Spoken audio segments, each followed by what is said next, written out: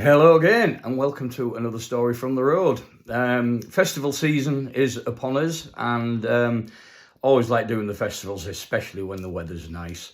But a little tale here, I was involved in the one and only Bridlington Country Music Festival that was looking to be a really, really good one, had Bridlington Council not made some terrible mistakes after the first one, and it was 2 weeks before the second one was going ahead that they'd changed the goalposts and revoked licences that had already gone through, and it was awful. And I know the organisers lost a hell of a lot of money, and I know some people did as well, paying the deposits and what have you. It was a disaster, nothing at all to do with the organisers.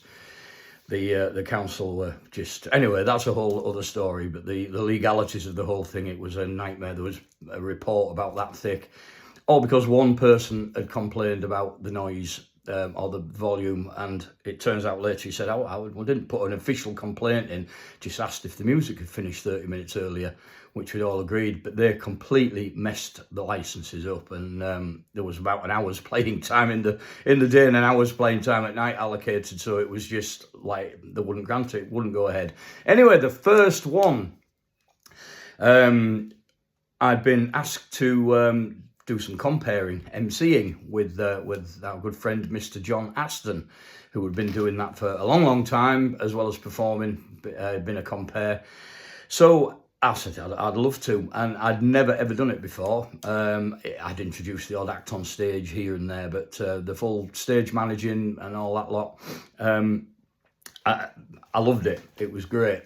There was one artist who was booked to play that I insisted I was going to introduce, which was my favourite female country singer that I'd followed since the beginning of her career, Heather Miles.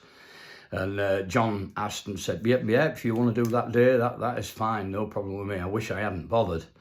The band came in, and nice guys, and there was a problem with the snare drum. Bearing in mind, this is a bank holiday Monday, and the guy says, I can't play this snare drum. Somebody had over-tightened the snare drum, one of the other artists, and it had put a tear in it, so the snare drum wasn't playing. I thought, he says, you need to get a new drum skin for it.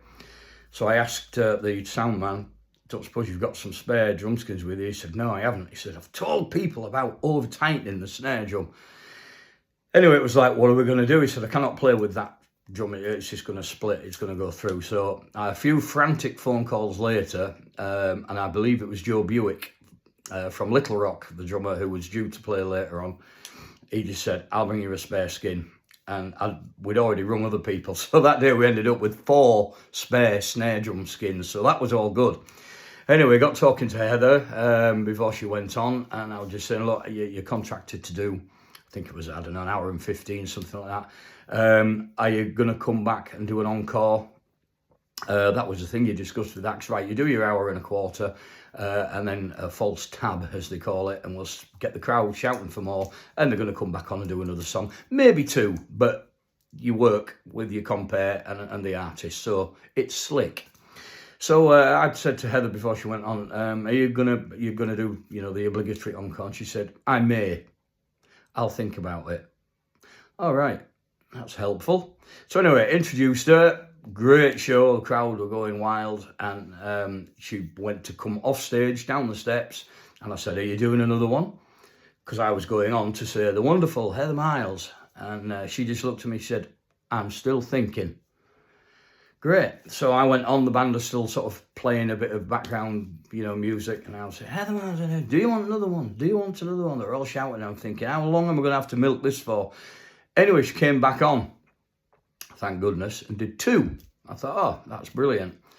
So I thought, well, that'll be it. I'm not pushing her anymore. So as I'm going back up the steps and she's coming off, she said, I may do another one. Okay. So I'm on and shouting, and she did come back on and do another song, because they were a superb audience. They were absolutely fantastic.